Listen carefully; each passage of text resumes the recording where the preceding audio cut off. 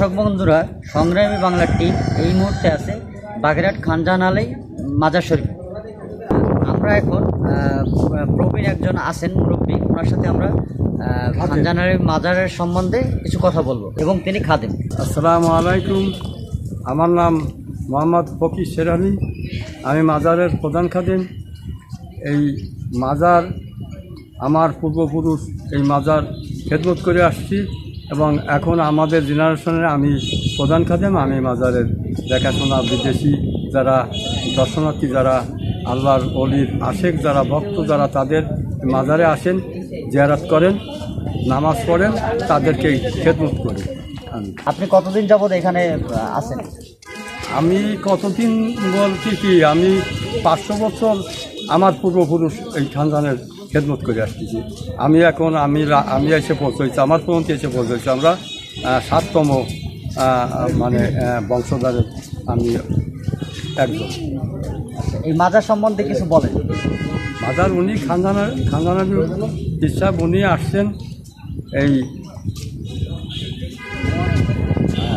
ইসলাম প্রচার করার জন্যই এই দেশে আসছে। 360টা মসজিদ এবং 360টা দিঘি খনন করেন এই হাবলি পরগনার ভিতর, মানে 360টা মসজিদ এবং 360টা দিঘি খনন করেন। এর ভিতর আপনার এই মাজারে এখানে আছে বড় দিঘি, এখানে দিঘিতে কুমির আছে, 9 গম্বুজ মসজিদ আছে। এই মাজার কেন্দ্রিক আর মাজারের এরিয়ার ভিতর 9 গম্বুজ মসজিদ এবং দিঘি আর খানজাহান আলী মসজিদ আর হচ্ছে নাকি খানজাহান আলী মাজার। কুমির আছে, দুটো আছে কুমির।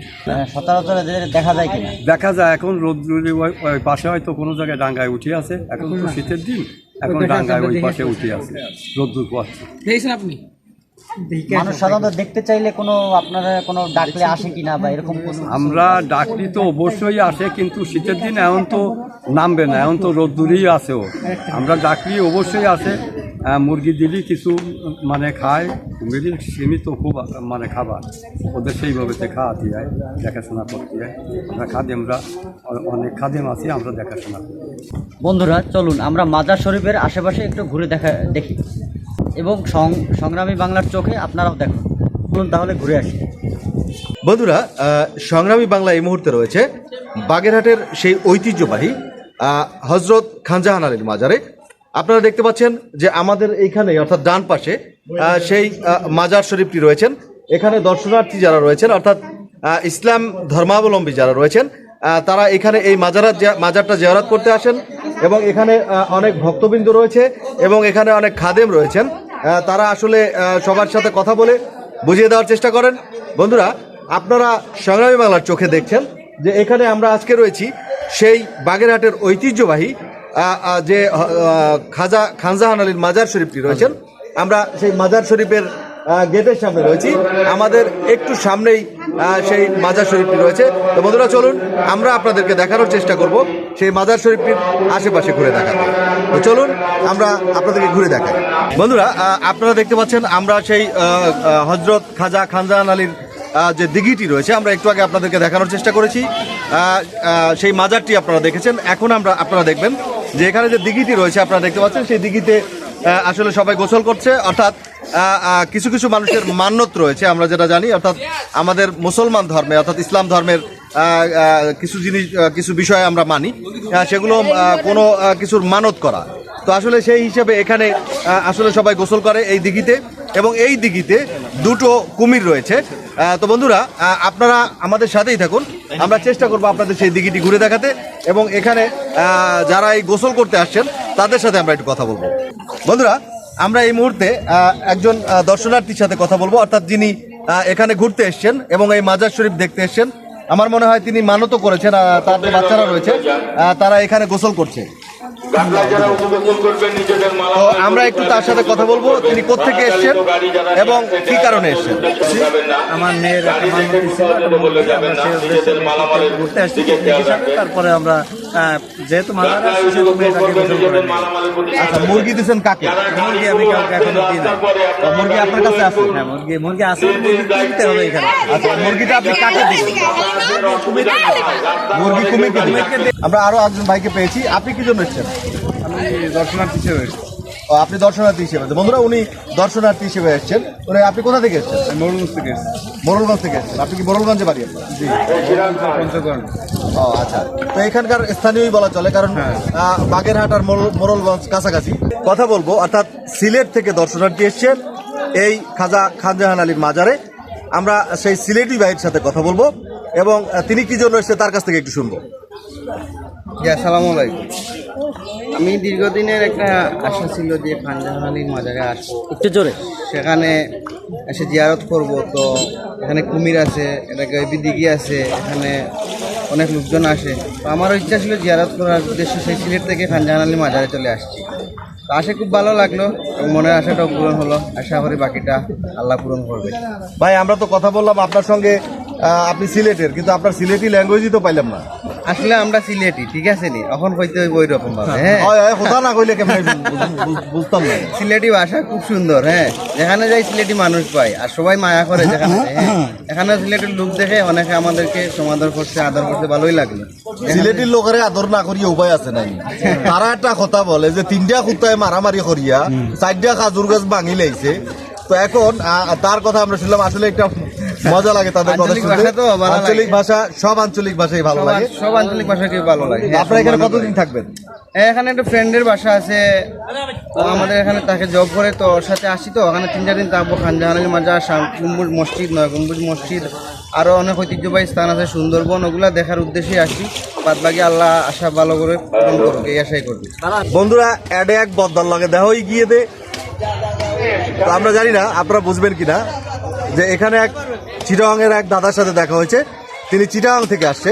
তো আমরা একটু শুনবো তার কাছ থেকে যে আসলে তিনি চিটাগাং থেকে আসছে কি মান্যত করতে এসছে। আমি মূলত চট্টগ্রাম থেকে আসা। এখানে আমার ব্যাংকের চাকরি হয়েছিল। ব্যাংকের চাকরি অনুসার আয় এসছে দিয়ে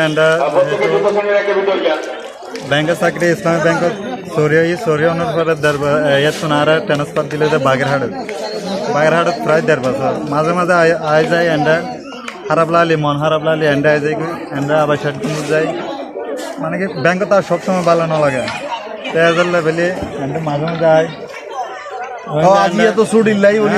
শুক্র শনিবার ছুটি আছে এদের লেভেলে। অবশ্যই আই মানে আই অবশ্যই জিবে শুই আছে। এবার একখান নজর লেভেলে এন্ডেসি দিবে, যেহেতু এবার নজর আর ছায়া তোলে তাহে বানি বদা ঠিক আই ন মানি কিছু না না, এটা ইবা তো মানার মতো কথা নয়। ইবা তো মরে গিয়ে হই।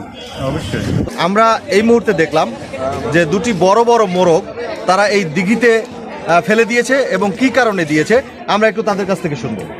ওই বলিলাম যে আমার ছেলে হলে আপনার ছেলে হলে 2টো মোরগ দিবেন। এইখানে কি জন্য দিবেন আপনি? মানে কে কাকে দিচ্ছেন? আপনি তো পানিতে ফেলে দিচ্ছেন।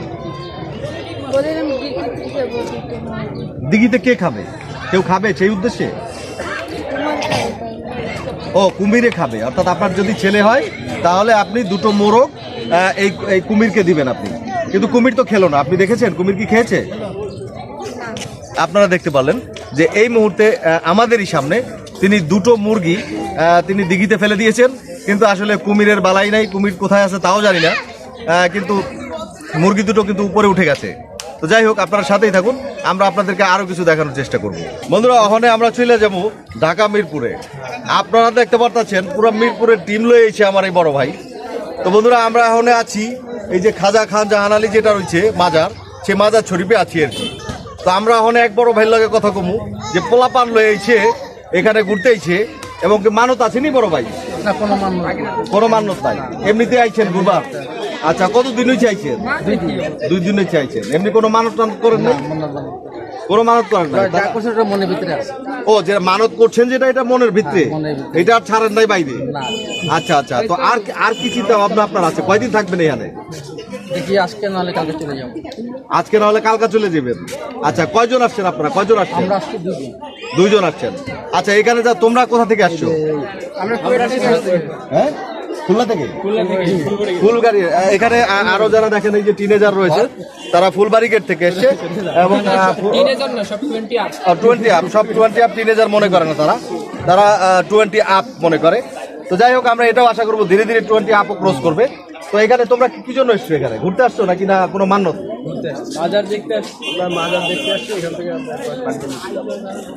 আচ্ছা, এখান থেকে এই মাজার দেখার পরে 60 গম্বুজে যাবো। এই বরিশালের মানুষ যিনি রয়েছেন, আমরা একটু তার সাথে কথা বলবো। তিনি কি জন্য এসছেন এখানে এবং কি মান্যত নিয়ে এসছেন? বেসিক্যালি আসলে বাগেরহাটের খানজাহানের মাজার অনেক পুরনো একটা মাজার এবং খুবই মানে এই জায়গায় একটা দর্শনীয় স্থান, প্লাস হচ্ছে এখানে অনেক আগে থেকে পুরাতন একটা ঐতিহ্যবাহী। তো আমরা বরিশাল থেকে সাধারণত যারা আমরা চাকরিজীবী মানুষ সচরাচর আসা হয় না, তো আমরা আসলে মূলত ঘোরা এবং এখানে জানার ক্ষেত্রে আসছি। সংগ্রামী বাংলা টিম রয়েছে আজকে খাজা খানজাহান আলীর মাজার শরীফে, এবং এই মাজার শরীফ ঘুরতে ঘুরতে বরিশালের স্বনামধন্য এবং আমরা সবাই যাকে চিনি এবং একজন ভালো মনের মানুষ, তিনি হচ্ছে মোহাম্মদ নাসিরউদ্দিন শিকদার ভাইয়ের সাথে। তিনি অত্যন্ত ভালো মানুষ এবং সুন্দর করে কথা বলেন। তো চলুন তাহলে আমরা একটু তার কাছ থেকে শুনবো যে তিনি এই খানজাহান আলী মাজারে কেন এসেছেন এবং কি জন্য এসেছেন। আমরা পাপিষ্ঠ মানুষ, তার নিকটাই যদি আমরা আল্লাহ আমাদের এই অভিশাপগুলো দূর করে, বর্তমান যে পরিস্থিতি, দেশের যে পরিস্থিতি, এই দুর্যোগ, এই অসময় এই আল্লাহর অলি খুবই প্রয়োজনীয়। অনেক দ্বারা আসছি, উনি আমার আল্লাহর উসিলায়, আল্লাহর হুকুমে আমাদের যাতে ন্যায় পথে চলাইতে পারি, ন্যায়ভাবে আমরা চলতে পারি।